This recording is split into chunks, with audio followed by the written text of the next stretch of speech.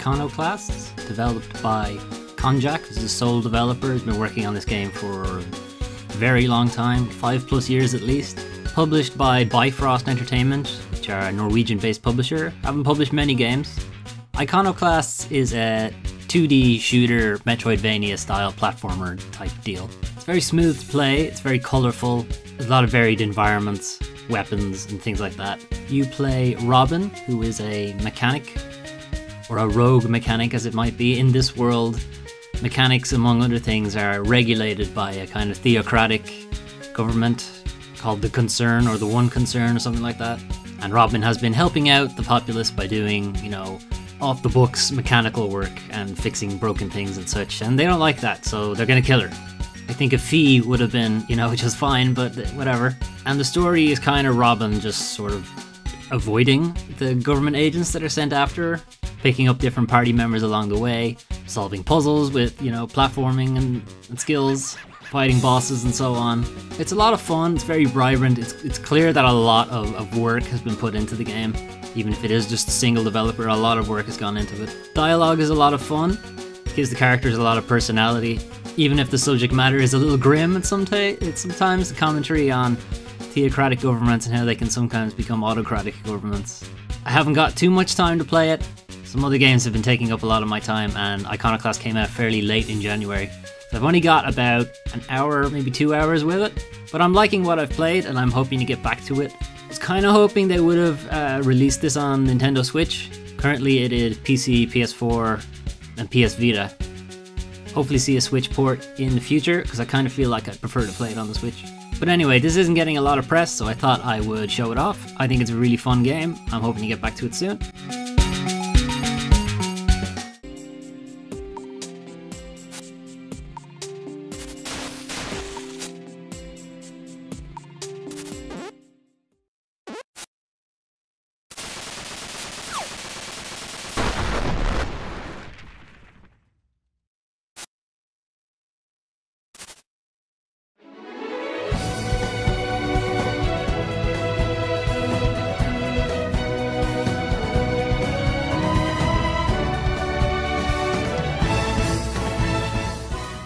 This is Xenoblade Chronicles 2, developed by Monolith Soft and published by Nintendo. Xenoblade Chronicles 2 is the latest in the Xeno JRPG series, going from Xenogears, Xenosaga to Xenoblade. So Xenoblade Chronicles 2 was released in December of last year. I'm only getting around to playing it now, since I only got a Switch. And so far I'm liking it. Xenoblade Chronicles 2 is a action role-playing JRPG. I just said role-playing twice. Anyway, you play as Rex, who is a salvager / tiny boy anime character who bumps into Pyra, who is a blade, which is kind of supernatural, super technological weapon in the form of a young busty girl who is also anime. And she saves your life fairly early in the game, and her request to pay her back is to take her to Elysium, which is a kind of fabled homeland of mankind, and she wants to go back there. And like a typical JRPG main character, you agree to this ridiculous request. And there are other organizations and people and bosses that don't want you to take Pyra back to Elysium. And that's the gist of the beginning of the story. It gets a lot more complicated and a lot weirder as it goes on. Gameplay wise, as I said, it's an action role-playing game, so you take an active role playing game in combat. But unlike something like the Tales series, which would be very heavily action-focused, the Tales series almost plays like a fighting game. Xenoblade Chronicles 2 is a little bit more simulated dice rolls kind of thing, in that you auto-attack on a timer. You have special abilities that are refilled as you attack, but they have cooldowns, so once you've used them, it'll be a while before you can use them again. You build up a super meter and you unleash that super, and to unleash that super you need to do quick time events. Once you've unleashed the super, you have a brief period of time where other party members can also perform their own super move to increase the level of the super. They have other words to describe this in-game, I'm just going to use super, the super duper moves. And if you can manage to keep triggering special moves, super moves, over and over within the time frame, you can boost the super level very high to be doing really very strong attacks. And that's kind of the gist of combat. It's very timing based. You know, you really are having to play around the cooldowns of your special attacks. You don't want to just spam them all, because then you won't have enough time to throw off a super move. I am enjoying it overall. I think the combat system lends itself well to something like the Switch, where you can you can't exactly zone out, but you don't have to be so super involved in the combat. And the game itself has a lot for you to do, even if you're not following the story, if you're just doing side quests. Additionally, picking up party members, picking up other blades. So you have Pyra, who's a kind of story-based character that you bump into, and there are other blades and other drivers, as they're called, that you'll also bump into. But the game also has a system where you can just get new blades, new party members essentially.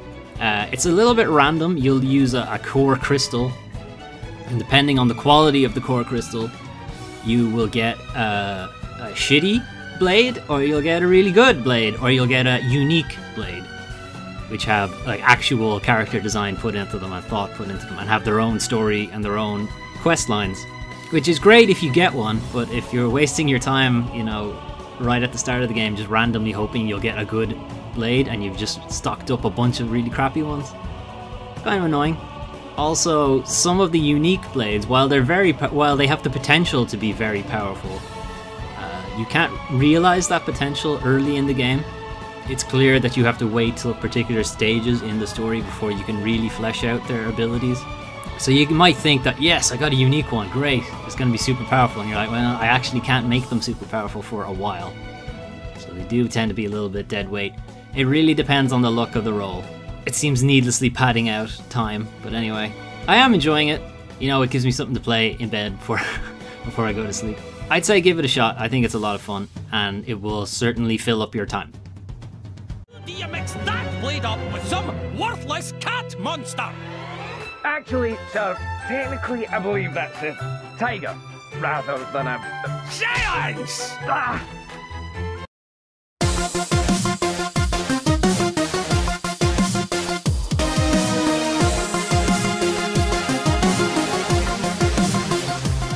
This is Dissidia NT, had a beta in January. If you're not familiar, the Dissidia series is essentially a fighting game crossover with the Final Fantasy characters. Dissidia NT was originally an arcade game in Japan, 2015, developed by Team Ninja, better known for games like Dead or Alive, Ninja Gaiden, and also Neo from last year, which I was very fond of. So they have a fairly decent fighting game pedigree.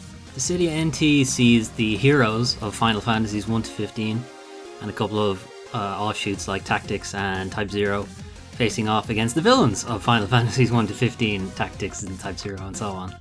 It's a 3v3 brawler, kind of like Power Stone, I suppose, in that it has a kind of vast arena for you to run around in, rather than a 2D plane, which would be more typical of something like Marvel or Dragon Ball.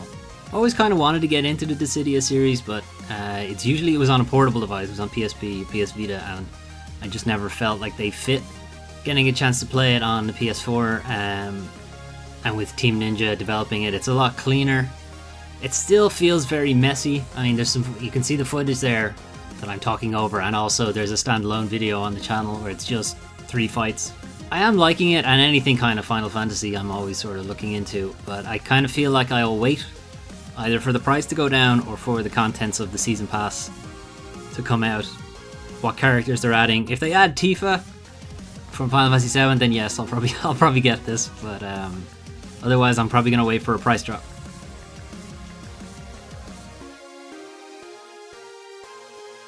Death and doom!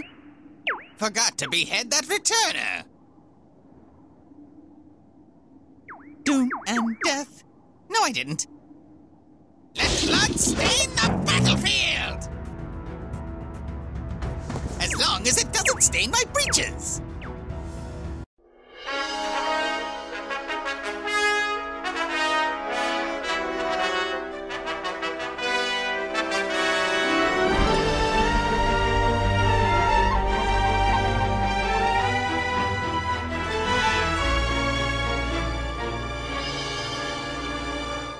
Monster Hunter World, developed and published by Capcom. Monster Hunter World featured in my last video, as it had a beta running, and now the full game has launched. And I have been playing a lot of this game, like far too much. If you're not familiar with Monster Hunter, specifically with Monster Hunter World, just think of a crossover between Destiny and Dark Souls, kind of. So you have a kind of shared world experience that you have with Destiny. You kind of jump around different maps, different missions that you pick out of a list, and you can team up with teammates to take on monsters, to hunt monsters, as the title of the game would suggest. And the kind of Dark Souls-y bit, which isn't really Dark Souls-y, but sort of, is that the actual combat in fighting the monsters, they do feel like big boss fights. And they do kind of play out a lot like the Dark Souls fights. They're nowhere near as difficult. They might seem it at the start, but they're not. They do very much have a select number of moves that they'll use against you, and it's really just a case of learning their moves and learning to avoid it, and then learning to maximize your own abilities to take advantage. You know, combat is very weighty. It can feel kind of slow, but it's very deliberate. Like, it's very like Dark Souls in that way. So when I say it like that, I don't mean the difficulty-wise, and I don't mean the souls farming kind of thing. I mean specifically the combat mechanics. You know, focusing on your stamina, very weighty, very lengthy animations for your combat, for your strikes, for drinking potions, for drinking anything, for doing anything in general. It takes time. The basic story for the game is very simple. You are following an elder dragon named Zora Magdaros, who is this massive kind of Godzilla dragon that also has a volcano on his back, so he's very badass. And you're following him across the sea to the new world to see why he's going across the sea. You know, what's the deal? What's the deal, Zora Magdaros? Where are you going? And you're following him, and you'll find out why he went over there. The real thing you're doing in Monster Hunter World is hunting down monsters.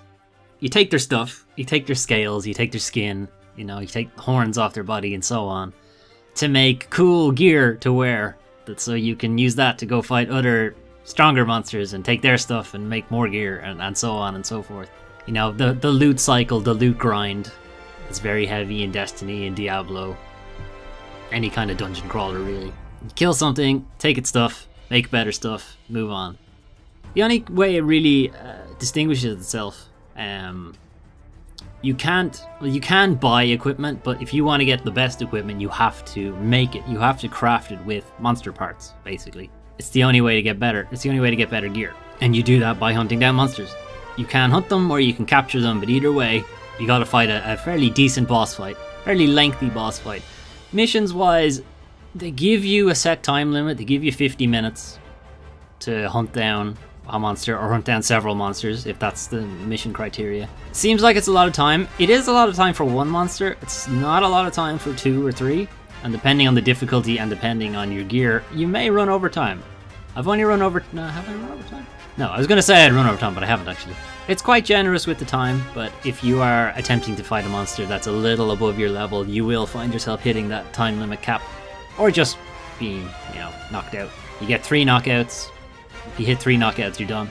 Those knockouts are shared, so even if you're playing a single player, you get 3 for yourself, but if you're playing multiplayer, with a maximum of 4 people, there's still only 3 knockouts shared between the 4 of you.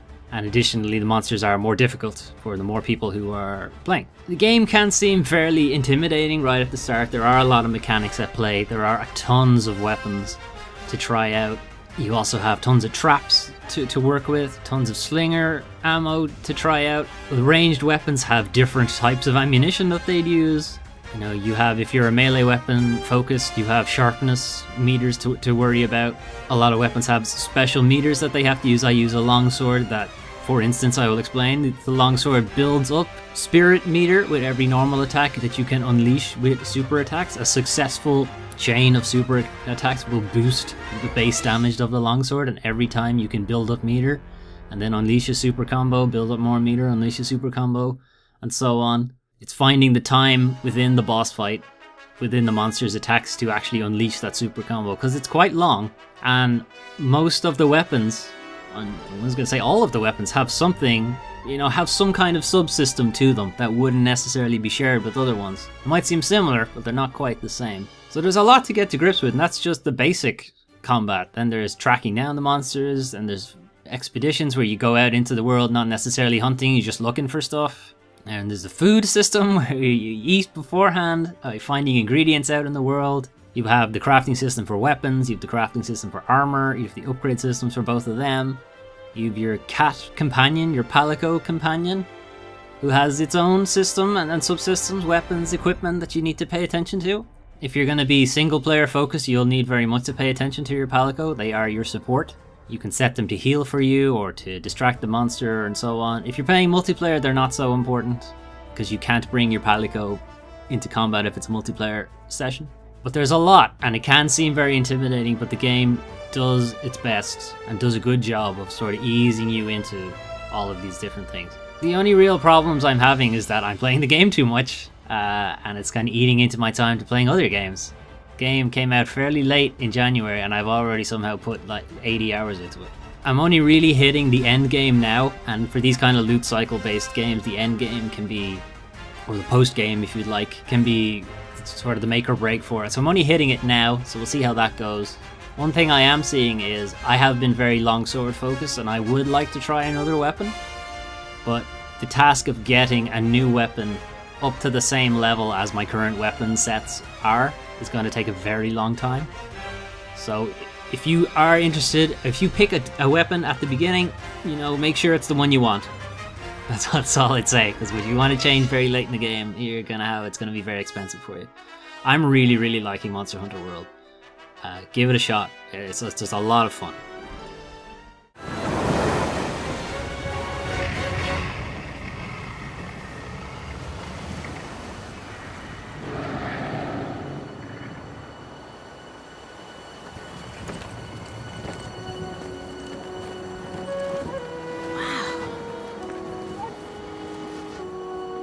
The new world.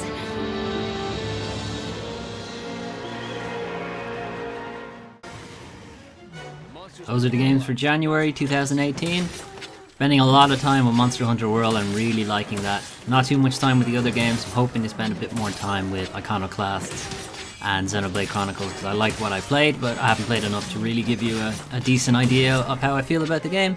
Elsewhere on the channel there are some standalone videos for a couple of the games mentioned in this month's video. There's a standalone Great Jaguar's Hunt from Monster Hunter World. There's a video showcasing 3 fights from Dissidia from the beta.